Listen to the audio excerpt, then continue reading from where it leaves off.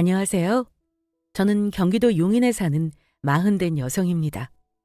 새해가 된 지가 엊그제 같은데 벌써 입춘이 지나고 꽃 피는 계절이네요. 몇 주 전까지만 해도 추위에 난방비 폭탄이었는데 말이죠. 사람마다 좋아하는 계절이 있듯이 저는 어릴 적부터 봄을 참 좋아했어요.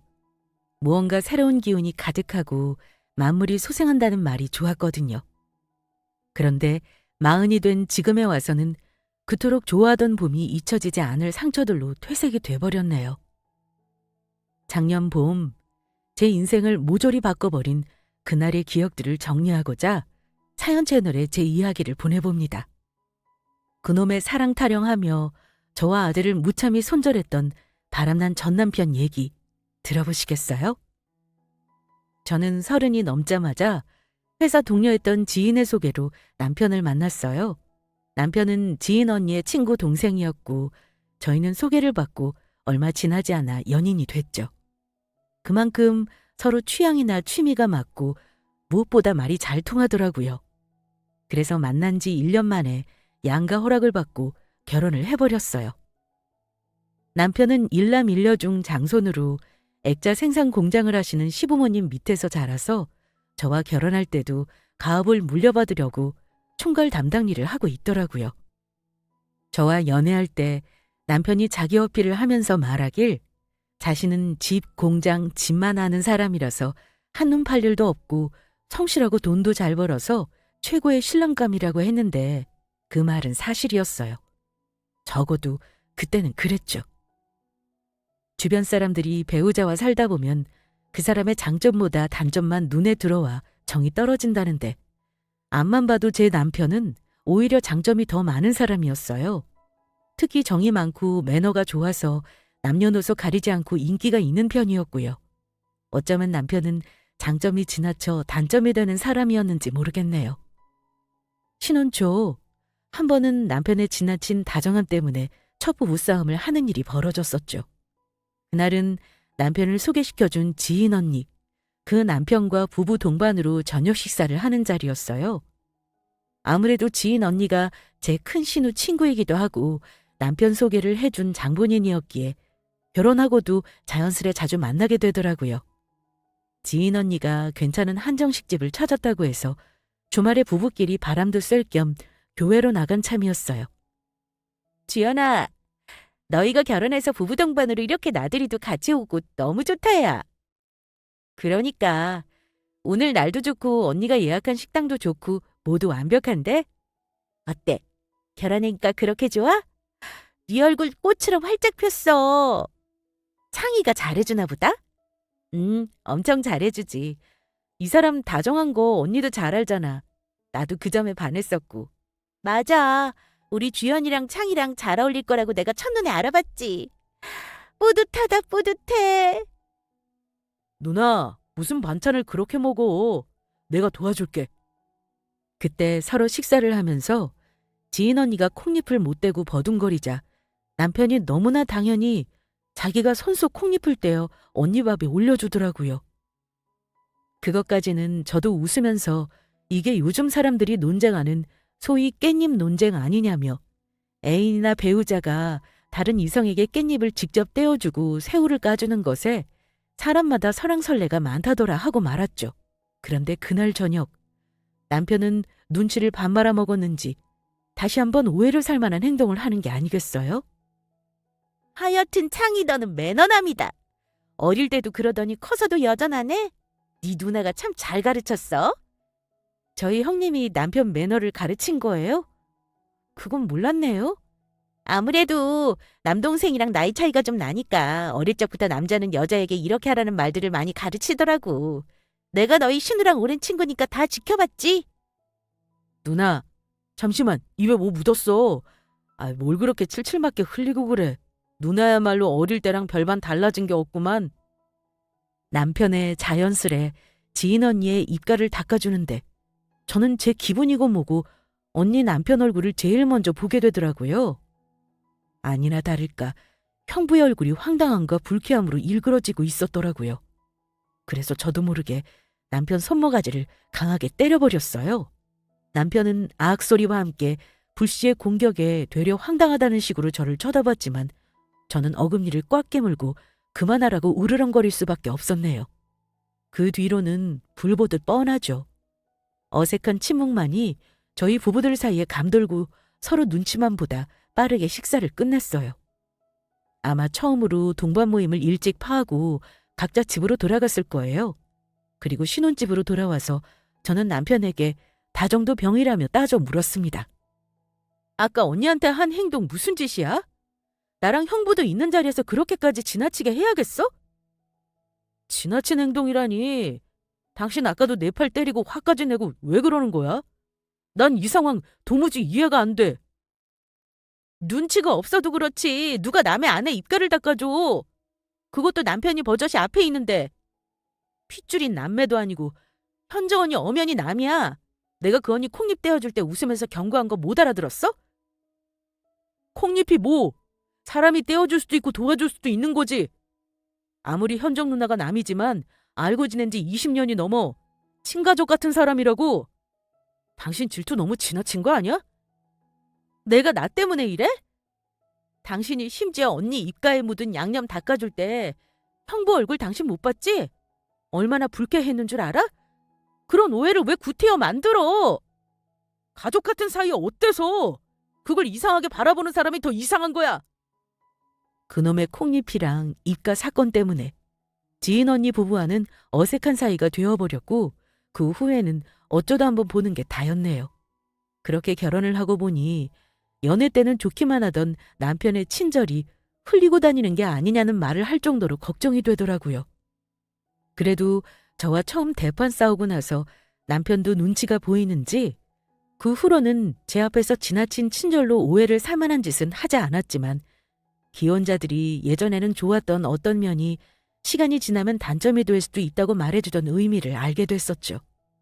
그리고 결혼 1년 후 저희에게 아기 천사가 오면서 남편과 제 사이에 자식이라는 연결고리가 생겨났고 저희 부부의 결속력은 더 강해졌습니다.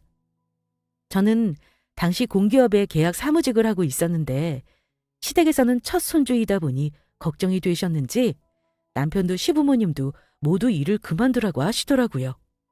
처음에는 시어머니가 제가 정직원도 아니고 계약직이니 직장 그만두는 게 뭐가 어렵냐고 하는데 은근 기분이 나쁘기는 하더라고요. 시댁 식구들이 별난 성격이거나 나쁜 사람들은 아니었지만 아무래도 시자가 들어가는 사이다 보니 말 끝에 기분이 상할 때가 왕왕 있었거든요. 결혼 준비할 때도 저희 친정 부모님이 동네 세탁소를 하신다는 말을 듣고 시부모님이 사돈댁 형편이 그리 넉넉하지는 않겠다며 결혼 비용이랑 신혼집까지 다 해주셨어요. 현실적으로 저의 친정 재정이 넉넉하지 않은 건 사실이었지만 굳이 딱 짚어 사돈댁이 돈이 없겠다고 하는 시부모님의 말이 참 아프고 자존심 상한 건 사실이에요. 그랬던 시댁이었기에 제 직장 가지고 다시 한번 낮춰보는 듯한 시어머니의 뉘앙스가 거슬리더라고요. 그날은 아직 직장 계약이 1년 더 남았으니 생각해보겠다는 말만 하고 불어 기분 나쁨을 내색하지는 않았지만 남들이 말하는 시댁에 대한 서운함이 제 안에 조금씩 쌓여가고 있었죠. 그 후 첫 아들이 태어나고 엄마가 된다는 게 어떤 의미인지 뼈저리게 체감하면서 제 스스로가 직장을 그만뒀습니다. 남편과 시댁이 형편이 어려운 것도 아니고 제가 직업에 대한 소신이 명확한 것도 아닌 상태에서 자존심을 내세우며 직장을 계속 다닐 명분은 아이 앞에서는 다 소용없는 일이더라고요. 내 새끼 내가 직접 키워야지 하는 마음에 저는 사회에서 임주연이라는 제 이름을 지우고 그렇게 3년을 정신없이 육아에만 전념했어요. 아들이 3살이 되고 주위 또래 엄마들과 어울려 문화센터에 다닐 무렵 성인 취미반 프로그램을 우연히 보다가 제과 제빵 강의를 알게 되는데 근 몇 년 동안 처음으로 가슴이 두근거리더라고요. 제가 원체 달달한 가식이나 빵을 좋아하는 빵순이였기에 이거다 싶었죠. 이제 곧 아이가 어린이집에 등원을 하게 되었고 저에게는 몇 시간 동안 자유가 주어지는 셈이었거든요. 그래서 주저하지 않고 바로 제과 제빵 수업을 등록했어요. 그 후 아들이 어린이집을 가 있을 때면 저는 빵 만드는 수업에 푹 빠져 한동안 집안에 연습 삼아 만든 빵 냄새가 가득할 정도였어요. 당시 아이도 잘 크고 남편 사업도 잘 되고 친정 부모님도 은퇴를 하시고 여유로운 삶을 즐기시니 저는 남부러울 것 없는 평화를 누리고 살았어요. 그런데 그때 제 삶이 덜컹하는 일이 일어나더라고요. 바로 둘째 아이를 유산한 일이었죠. 그리고 다다음 해에도 연달아 아이를 유산하면서 약 3년 사이에 2번의 유산을 겪은 셈이 되었네요. 첫째 아이에게 동생을 낳아주고 싶고 아이를 많이 가지고 싶었던 저는 마음은 굴뚝 같은데 한번 약해진 자궁은 어찌할 도리가 없더라고요. 그때가 아마 제 인생에서 몸과 마음이 가장 힘들었던 때일 거예요. 하루는 우울해하는 저를 보더니 남편이 조용히 옆에 와서 진지하게 말을 꺼냈어요. 여보, 나는 우리 연준이만으로 충분해. 당신이 이렇게 힘들어하는데 계속 둘째를 낳겠다고 하는 거 나는 더는 못 보겠어. 내가 공장 문 닫을게. 지금 정관 수술하겠다는 거야? 그거 하면 평생 아이 못 낳는 거잖아. 요새는 다시 풀 수도 있대. 피임도 위험할 수 있고 그냥 내가 수술할게. 나 더 이상 당신이 임신하고 유산하는 거 마음 아파서 안 되겠어. 그래도 여보, 난 꼭 둘째 낳고 싶어. 내 몸 좀 괜찮아지면 다시 아이 가지자. 의사 선생님이 이번에 당신 몸과 마음이 더 우선이라는 말 하시는 거 잊었어? 우리 그냥 아이 하나로 만족하자. 난 아이 더 안 필요해. 그리고 무엇보다 당신이 더 중요하고. 여보, 난 당신이 그렇게 생각하는 줄 몰랐어. 신혼 초에 당신도 최소 아이 셋 낳고 싶어 했잖아. 아니야? 나도 아이 좋아하지. 하지만 상황에 따라 달라질 수 있어. 당신 몸이 약하고 연준이도 딸 같은 아들로 잘 자라고 있으니까 뭘 더 바라겠어. 너무 아이에 집착하지 말고 그냥 이렇게 새 식구 단란하게 살자. 제가 아이를 많이 원한 것도 있었지만 남편도 자식 욕심이 컸기에 둘째를 낳으려고 노력한 면이 있었거든요. 그런데 남편이 너무나도 따뜻하게 저를 안아주면서 제 건강이 더 소중하다며 아이는 첫째로 만족하자는 거예요. 제 나이도 어느덧 30대 후반으로 접어들었으니 임신은 접고 남편은 자기가 정관수술을 하겠다고 했어요. 그때는 남편이 저를 너무도 아끼고 사랑해주는 것 같아 저도 모르게 남편에게 안겨 펑펑 울었네요. 그 후 저는 제 취미로 들었던 제과 제빵을 전문적으로 배우기 시작했고 제빵사 자격증을 땄어요. 제과 공부에 영혼을 바쳐 하다 보니 유산의 아픔이나 아이를 키운다고 경력단절된 제 현실 등 가슴속에 응어리 져있던 많은 것들이 해소되는 기분마저 들더라고요. 제가 지금 살아있을 이유, 무언가를 해낼 수 있다는 자신감도 생기는 것만 같았고요. 그렇게 제 우울증은 빵이라는 존재 덕분에 극복할 수 있었어요. 그리고 어느 주말, 그날은 오랜만에 시어머니가 아이를 봐준다고 하셔서 제가 짬을 내어 빵을 한가득 만들어 남편이 있는 액자 공장에 간 날이었어요. 남편 말로는 그 주에 주문량이 많아서 주말 내내 야근 및 잔업을 해야 한다고 했거든요. 그래서 제가 시간이 난 김에 공장 직원들과 남편을 위해 간식을 만들어 간 거였죠. 몇 달 만에 액자 공장을 갔더니 생산 직원분들이 반가워하며 인사를 해주셨어요. 사모님, 너무 오랜만이네요. 아이고, 또 뭐 이런 빵까지 들고 오셨어요. 이거 다 직접 만드신 거죠? 말은 뭐해. 우리 사모님 제빵사잖아. 안 그래도 이 빵 먹고 싶다는 직원들 많았는데 잘 됐네요. 다 불러서 잠시 빵 먹고 일해야겠어요. 먹고 싶으셨다니 다행이에요. 많이 드세요. 제가 자주는 아니더라도 종종 또 만들어 오겠습니다. 그런데 공장장님 어디 계세요? 사무실에 있으실까요? 어머 사모님, 이번 주말 사장님 근무 안 하시는 날이잖아요. 모르셨어요? 요새 늘 주말마다 오프셨는데. 이제 평일만 공장 근무하시는 걸로 바꾸셨어요. 반년 가까이 됐는걸요. 네? 주말 근무를 안 한다고요? 이번 주 물량이 많아서 잔업한다고 들었는데요. 저희가 잔업이죠. 사장님 무슨 잔업을 하세요? 깜빡 잘못 들으셨나 보다. 암튼 저희는 빵 잘 먹을게요. 공장 직원분들이 제게 거짓말을 할 일은 없고, 그럼 남편이 제게 거짓말을 했다는 건데 도대체 왜 그랬으며 지금 이 인간은 어디 있는지 갑자기 머리가 띵해지더라고요. 일단 직원들을 뒤로 하고 저는 밖으로 나가 남편에게 바로 전화를 걸었어요. 그런데 전원이 꺼졌다는 안내 멘트와 함께 남편이 전화를 꺼놨더라고요. 기가 막혀서 다시 시어머니에게 전화를 걸어봤더니 시댁에서도 모르는 영문이라는 반응이었어요. 결혼하고 근 7년 넘게 남편이 이런 적이 없었기에 저는 도대체 이게 무슨 일인가 싶었어요. 그러다 혹시 공장 직원분들 중에 남편의 행방을 알고 있을 사람이 있을까 싶어 공장 한켠에 있는 휴게실로 향했죠. 그런데 그때 공장 안쪽에 있는 탈의실 문이 열려 있고 아까 만난 직원 아줌마 두 분이 제 얘기를 하고 있는 게 아니겠어요? 그리고 그 내용은 제 삶을 송두리째 흔들어 버릴 만큼 충격적인 얘기였어요. 아까 사모님 얼굴 봤어? 내가 다 마음이 짠하더라. 남편 놈이 거짓말까지 하고 밖으로 놔두는 걸 알게 된 모양인데 앞으로 어쩌냐? 그러니까 남자 놈들은 믿을 구석이 없어. 그 건실하던 우리 사장님이 바람이 날 줄 누가 알았겠어? 하여튼 늦게 배운 도둑질에 밤새는 줄 모른다고 일만 하던 사장이 주말마다 데이트라니. 그것도 조강지차랑 자식도 다 한 대 팽개치고. 근데 사모님 이제 사장님 거짓말 하셨으니 어떻게 하지? 당장 다음 주부터 피바람 부는 거 아니야? 난 이 회사 오래 다니고 싶은데. 남의 집 파탄이랑 우리랑 무슨 상관이야. 그냥 이제 마시는 빵은 물 건너갔다 정도지. 난 사모님 참 사람이 친절하고 복 있어 보이는 게 좋았는데 사장님도 그러시면 벌 받는데 말이야. 땅이 무너진다는 말을 그때 처음으로 실감했습니다. 어쩐지 아까 공장 직원들이 제 눈치를 요리조리 본다 했더니 이런 뒷이야기가 숨어 있을 줄 꿈에도 몰랐었네요. 후들거리는 다리를 억지로 부여잡고 어떤 정신으로 집에 돌아왔는지도 몰랐습니다.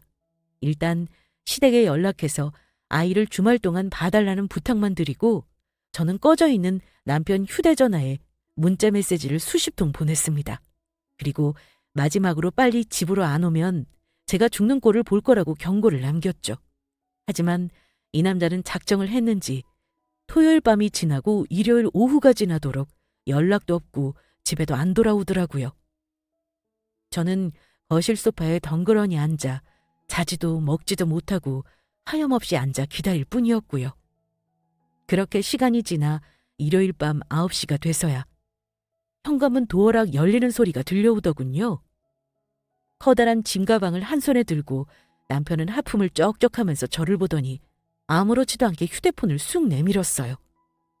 나 아까 휴대폰 켜고 깜짝 놀랐잖아. 문자를 무슨 30통이나 보내. 죽는 꼴을 본다는 말은 또 뭐고? 잘 놀다 왔니? 주말 내내 로맨스 드라마 찍으니까 넌 좋았겠다. 난 공포 막장 드라마 혼자 찍고 있었는데. 무슨 말인지 알아듣도록 설명해. 뭐가 어떻다는 거야? 당신 바람났어? 공장 직원들이 그렇게 말하던데 뭘 어떻게 행동하고 다녔길래 그런 말이 나와? 진짜 바람났니? 와, 환장하겠네. 직원들이 그래? 나 바람났다고? 이번 기회에 직원 기강 좀 확실하게 잡아야겠네. 어디서 말도 안 되는 소리 하고 있어. 자기들이 나 바람 피는 거 봤대? 저는 주말에 공장을 갔던 일, 거기서 직원들이 남편은 주말에 일하지 않는다는 말과 함께 바람이 난 것 같다는 말을 들었다고 남편에게 다 토해냈어요. 그런데 그 말을 듣자마자 남편이 엄청난 웃긴 얘기를 들은 것처럼 눈물까지 흘리며 박장대소를 하더라고요. 그러면서 자기는 여태 주말마다 대학 동창들하고 낚시 다니거나 레저 스포츠 하러 다녔다고 하는 거예요. 제가 의심이 가면 지금이라도 친구들 다 불러주겠다고요. 그럼 왜 여태 나한테 말도 안 하고 이번 주말에 야근한다고 거짓말을 해? 당신 저번에 유산하고 아직 몸도 성치 않고 제빵 공부 빼고는 애 키우는 데만 매달려 사는데 나만 이렇게 친구들이랑 놀러 다닌다고 하면 좋겠어? 반대하거나 기분 안 좋을 게 뻔해서 그랬지. 이렇게 알게 될 줄 몰랐어. 이번에 거짓말한 건 미안해. 뭐? 그걸 지금 변명이라고 말하는 거야? 말도 안 해보고 나를 지레짐작하지 마. 다른 것도 아니고 당신 여가 생활인데 내가 뭘 할 게 뭐가 있어? 말이라도 고맙다. 대신 다음에 내 동창들 모임에 당신도 같이 가. 가서 보여줄게. 그러고 나서 다음 주 주말 남편은 진짜 저를 대학 동창들 모임에 데리고 나갔어요. 그날은 고깃집에 총 10명 정도 되는 남녀 동창생들이 있었고 대학에서 만화 동아리 선후배 사이들이라고 했어요. 어떨 때는 30명이 나오고 어떨 때는 5명만 출석한다며 남편이 이 모임의 회장이라고 하더군요. 재수씨, 거의 6년 만입니다. 연준이 돌자친 때 보고 오랜만이죠? 네, 안녕하세요. 남편이 주말마다 어디 가나 궁금했는데 이 모임에 나오는 건지 몰랐어요. 장이가 모임 회장이 된 지 이제 반년인데 그래도 이 녀석이 매주 주말마다 적극적으로 애들 모으니까 그나마 유지가 되네요. 그전에는 이름만 있는 유령 모임이었거든요. 웬일이냐? 늘 모임 운영 이따위로 하냐고 욕하던 놈이 마누라 앞이라고 추켜 세워주네? 그 모임에서 남편은 모처럼 생기 있는 눈을 하고 마치 20대 청년이 된 얼굴을 하며 즐거워하더라고요. 늘 공장 일에 찌들어 어둡던 얼굴이 환하게 빛나니까 저도 미웠던 마음이 풀리며 주말이라도 이렇게 쉬게 해주자 싶었어요. 그때 남편 건너편에 앉아서 조용히 밥을 먹던 어떤 여자분과 눈이 마주쳤는데 남편 친구라고 하니 낯이 익는 것 같으면서도 묘하게 매력이 느껴지는 얼굴이더라고요. 저는 분명 처음 보는데 여자분은 저를 알고 있는 눈치였어요.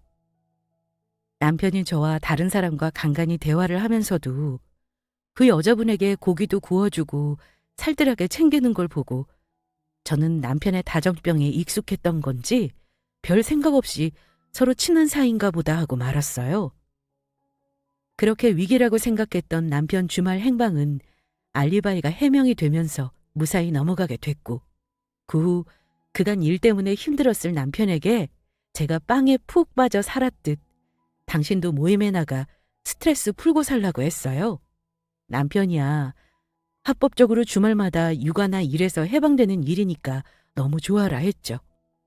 그런데 진짜 위기는 그로부터 반년 뒤 우연한 계기에 불쑥 찾아왔습니다. 오랜만에 지인 언니가 찾아와서 거의 몇 달 만에 만나는 날이었어요. 저희 부부보다 늦게 아이를 낳은 언니는 아이가 이제 막 3살이 되어서 육아에 정신이 없어 보이더군요. 어린아이를 키우는 엄마들이 다 그렇듯 만나자마자 애들 얘기에 시간 가는 줄도 모르고 이야기를 꽃피우고 있다가 언니가 갑자기 저를 보고 오늘 꼭 할 말이 있다고 찾아왔다고 하더라고요. 주연아, 요새 네 남편이랑은 어때? 잘 지내고 있어? 창이가 잘해줘? 이제 우리 부부도 횟수로 결혼 8년 차인데 늘 연애 때처럼 뜨겁고 좋을 수는 없지. 하지만 언니도 알다시피 내 남편이 기본 매너가 좋은 사람이라 아직은 괜찮아. 갑자기 그건 왜? 나 오늘 사실 창희 때문에 너 만나자고 한 거야. 얘기하고 보여줄 게 있어서. 그게 무슨 말이야, 언니? 내 남편 때문에 보자고 한 거라니? 네 신우가 얼마 전에 나한테 창희가 바람 피우고 있다고 말하더라. 그리고 그 불륜 상대가 네 신우나 내가 아는 사람이라고. 갑자기 우리 남편이 바람이라니. 그냥 다정이 병인 사람이라 그렇지 그럴 리가. 언니도 우리 남편 너무 친절해서 오해 사는 거 알잖아. 나도 네 신우한테 똑같이 말했는데 아닌가 보더라. 여기 이 여잔데 예전 사진이라 화질이 별로라도 한번 봐. 이름이 박미영인데 네 남편 대학 시절 첫 여자친구였어. 누구라고? 미영, 이 여자가 남편이랑 바람이 난 사람이라고? 그래. 다시 대학 동창 모임하면서 만나게 됐다네. 바람핀 지 1년도 넘었대. 네 신우가 아무 말 하지 말라고 했지만 너희 부부 연결해준 사람이 난데 가만히 있을 수가 있어야지. 어떻게 하니? 언니가 제게 조심스레 넘겨준 사진을 보는데 순간 비명이 새어나올 뻔했어요.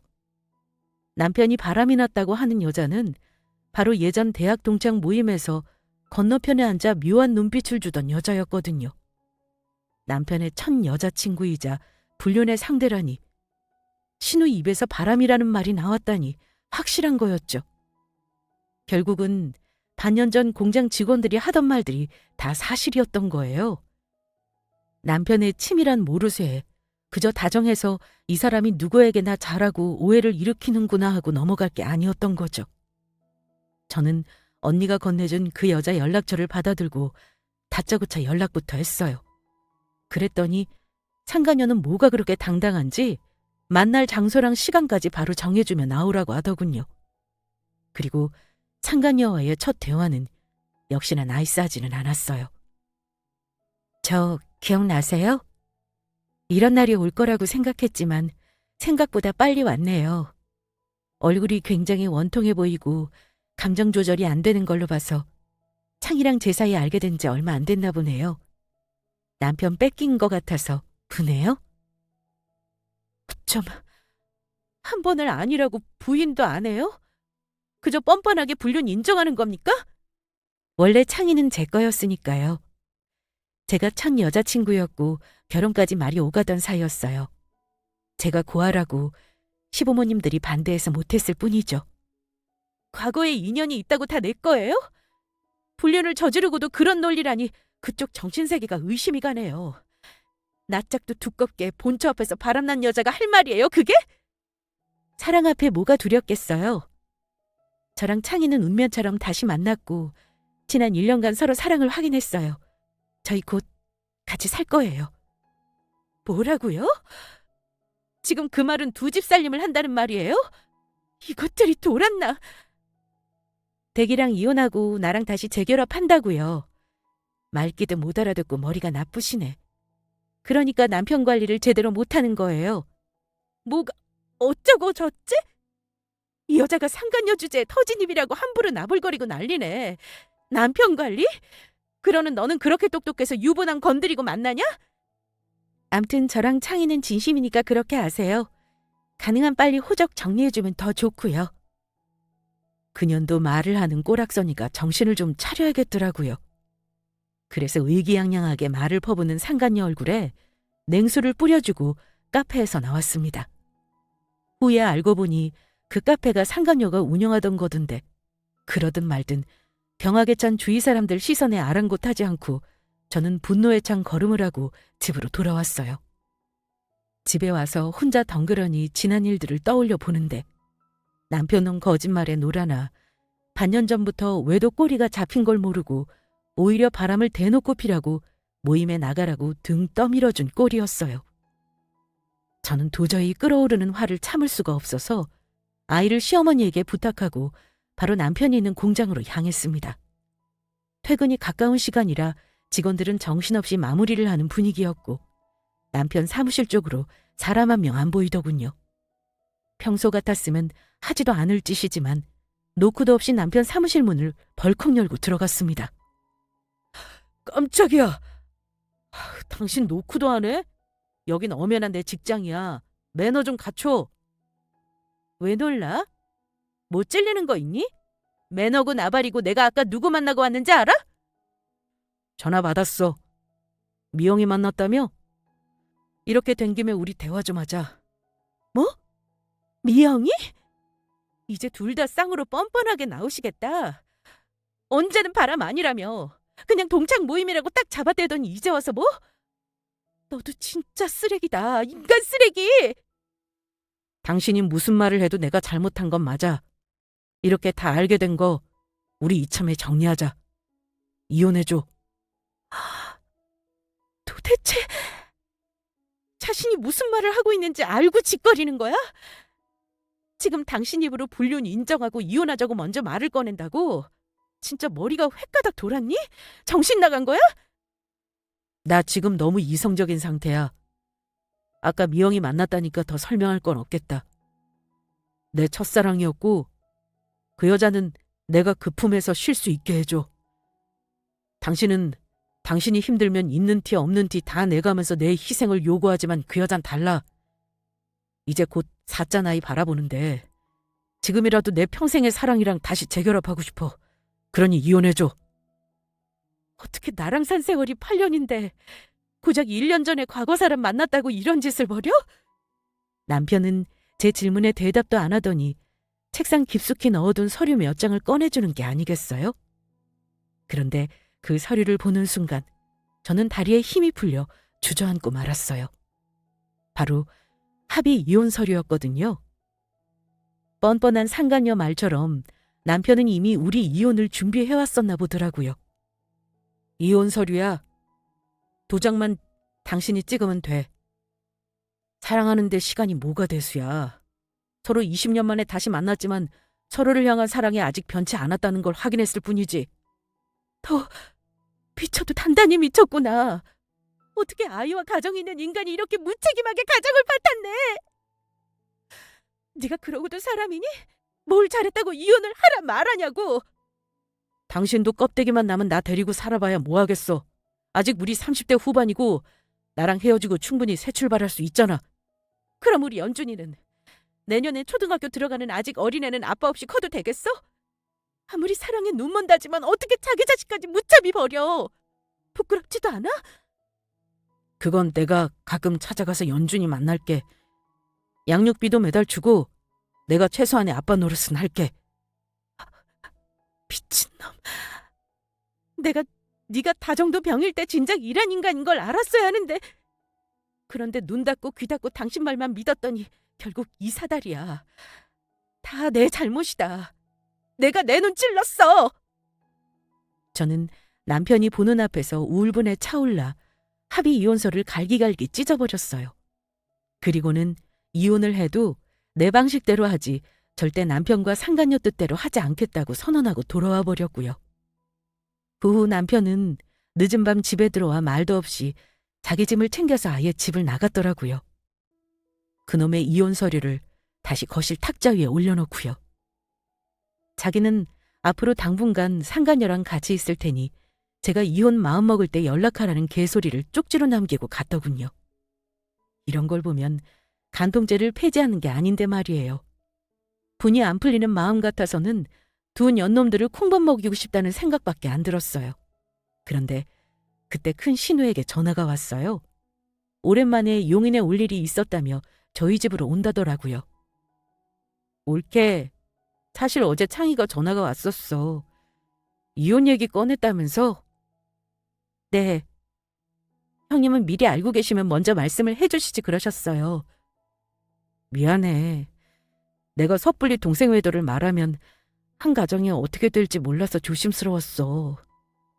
어머님, 아버님은 이 사실을 알고 계세요? 얼마 전에 알게 되셨지. 창희가 집에 가서 이혼하고 재혼한다고 했거든.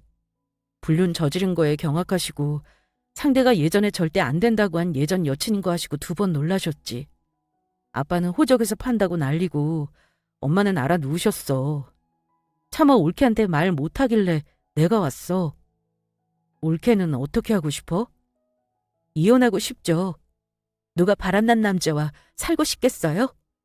그래도 우리 연준이 때문에 고심하고 있어요. 나도 돌싱이긴 하지만 다 장단점이 있더라. 사람이 바람나고 눈 돌아가면 별짓 다 한다고 내 전남편 놈도 가관이었는데 내 동생 놈은 바람핀다고 정관수술까지 하다니. 말세도 이런 말세가 없어. 네? 바람 때문에 정관수술을 했다니요? 내 동생 정관수술 몰랐어? 자기는 바람 펴도 애 낳을 생각 없다고 수술했었잖아. 남편 보고 미친놈이라고 말은 했었지만 바람 때문에 정관수술을 하다니요. 저한테는 제가 유산하고 몸 상할까 수술한다고 해놓고서는 결국 이런 흉한 뒷이야기가 있을 줄 꿈에도 몰랐지 뭐예요? 저는 그것도 모르고 남편 놈이 저를 진짜 아끼는구나 감동을 했었는데 말이죠. 뒷목이 뻐근해지면서 생애 처음 딱 죽고 싶은 심정이었어요. 그 후 몇 날 며칠을 고민으로 밤을 새우다 잠든 아들을 안고 오열했어요. 이 가정을 끝까지 지키고 싶었지만 이제는 끝이구나 싶어서요. 저를 사랑하지 않고 그럴듯한 핑계로 속여 정관수술까지 하고 바람을 핀 남자는 제 쪽에서 사양이었습니다. 이혼 결정하고 나니 오히려 방향성은 명확해졌고 저는 변호사를 선임해서 이혼 소송을 준비했습니다. 배우자를 속여서 정관수술을 하고 외도까지 한 이상 소송은 제가 유리한 편이라고 했어요. 그리고 소송을 준비하면서 사는 집도 남편 명의이고 시부모님의 해준 집이니 아들을 데리고 친정으로 이사를 갔고요. 친정 부모님은 제가 이런저런 연유로 이혼 소송 중이라고 했더니 처음에는 크게 놀라시다가 바람난 남편놈에게 같이 분노하셨어요. 친정엄마는 며칠을 알아누우셨지만 더 늦지 않게 제 인생을 바로 세우려면 어쩔 수 없는 불효더라고요.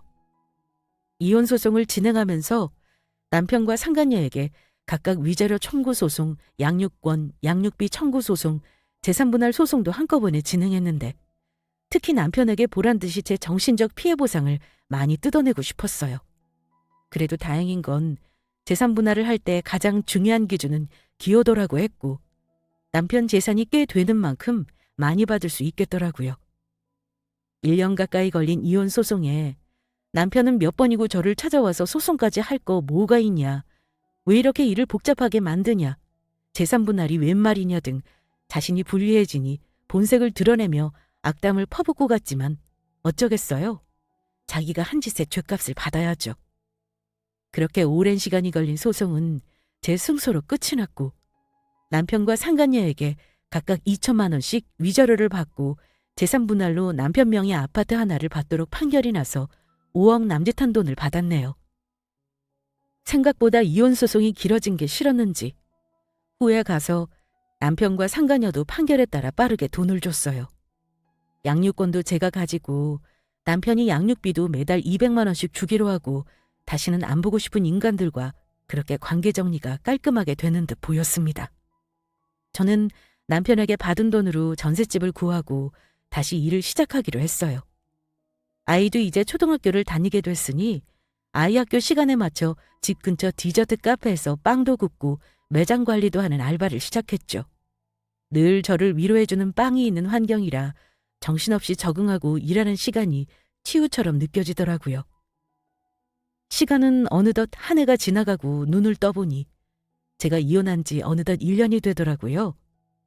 하필 이혼 판결이 제가 좋아하는 봄의 날 건 뭐람 싶도록 해가 바뀐 봄이라는 계절은 제 가슴에 상처를 욱신거리게 했습니다. 시간이 지났다고 일상이 바뀌지는 않듯이 제가 일하는 디저트 카페 일은 여전히 바빴고 제가 만드는 마카롱과 쿠키들이 입소문이 나면서 손님들에게 좋은 반응을 일으키고 있었어요. 그 덕분에 우울하던 마음도 날아가 버릴 정도로 나름 만족하는 생활을 하고 있었고요. 아이가 학교할 시간에 맞춰 퇴근을 하고 학교에 데리러 갔다가 집에 가는데 아파트 공동현관 앞에 전남편이 후줄근한 모습으로 앉아있더군요. 저는 처음에 전남편인지도 몰라봤어요. 그만큼 1년 사이에 사람이 산거지 같은 꼴을 하고 있더라고요. 아이가 아빠를 아는 척을 하려고 하는데 제가 심상치 않은 분위기에 아이를 먼저 집에 올려보내고 전남편과 대화를 했어요. 보니까 한잔 한 것 같이 전남편 몸에서 술 냄새가 진동을 하더라고요. 여기가 어디라고 찾아와? 당신 술 먹었니? 애도 있었는데 이런 모습 보여주고 싶어?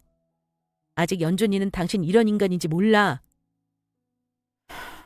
주연아, 내가 미친놈이야.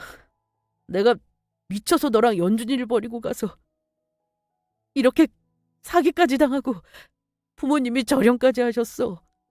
우리 다시 합치면 안 될까? 진짜 가지가지한다. 1년 만에 나타나서 한다는 소리가 그런 헛소리니? 미영이가 반년 전에 내 아이를 가졌다고 하잖아. 당신도 알다시피 내가 정관수술해서 아이 못 가지니까 처음에는 희박한 확률로 내 아이라고 믿고 싶었는데 미영이한테 아주 오래된 내연남이 있지 뭐야. 그놈이 날 찾아와서 나보고 세컨드라잖아. 미영이가 원래 자기 건데 내가 도중에 뺏어서 결혼한 거라고. 애도 그놈 애더라고. 너희도 진짜 유유상종끼리 너무 구질구질하다. 왜 그러고 사니?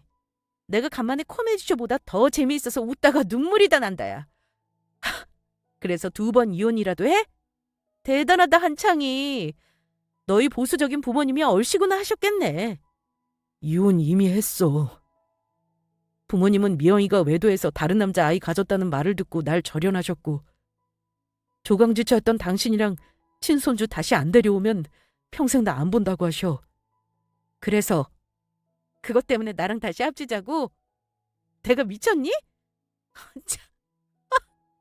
그만 웃겨. 나 진심 배꼽 빠지겠다. 여보, 나 미영이한테 가진 재산도 다 뺏기고 알거지야. 당신이 오늘부터 나 좀 재워주면 안 돼?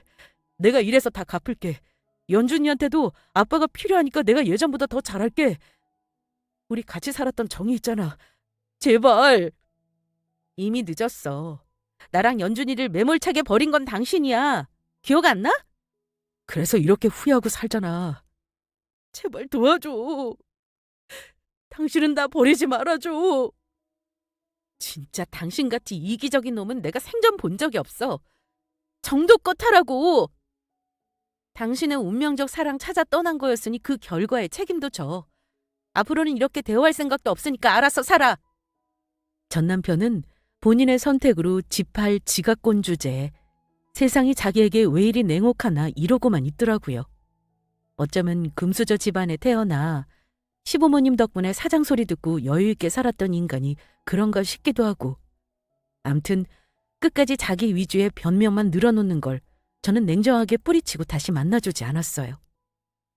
양육비도 어떤 달은 들어오고 어떤 달은 안 들어올 때도 있었는데 법적 처벌도 가능하다고 했지만 연락하기도 싫어 내버려 뒀습니다. 그 후 지인 언니 말을 들어보니 시댁에서 손절당하고 할 수 있는 일이 없어서 막노동이나 택배 상하차 일을 한다고 하더라고요. 두 번째 마누라한테 다 뜯기고 파산 상태로는 일반적인 일을 하기 어려우니 선택지가 그럴 수밖에요. 불쌍하기는커녕 그 어리석음에 진저리가 날 정도였습니다. 행복한 일상과 가족을 버리고 사랑만 보고 떠났을 때는 이런 결과도 받아들일 수 있어야죠. 세상이 그렇게 만만한가요? 지금은 제 이름을 건 마카롱 디저트 가게를 창업하려 점포를 알아보고 있습니다. 알바로 시작했었지만 전에 일한 카페에서의 성공이 제게 자신감을 주더라고요. 아이를 키운다고 경력이 단절됐다며 좌절만 할 게 아니라 저를 일으키고 다시 나아가게 하는 건 결국 저라는 사람밖에 없더군요. 이런 깨달음을 가지니 두려울 게 없고 저라는 사람을 더 신뢰하게 됐어요. 여러분은 살다가 내가 왜 이렇게 운이 안 풀리나 싶을 때가 있으신가요? 모든 운은 흐름이 있고 위로 아래로 파동을 그리듯이 주기가 있다고 하더라고요. 하지만 중요한 건 그 운만 믿을 것이 아니라 스스로가 노력하고 무엇이든 꾸준하게 해나가는 삶의 자세가 아닐까 싶습니다. 자기의 가슴을 뛰게 하는 일, 인생에서 가장 하고 싶은 일이 무언지 생각해보고 용기를 내어보세요. 저처럼 짧은 기간에도 많은 변화가 있으실 거예요. 사연 들어주신 분들 모두에게 귀한 감사의 말을 전합니다. 모두 건강 조심하시고 살고 싶은 당신의 삶을 당당히 사세요.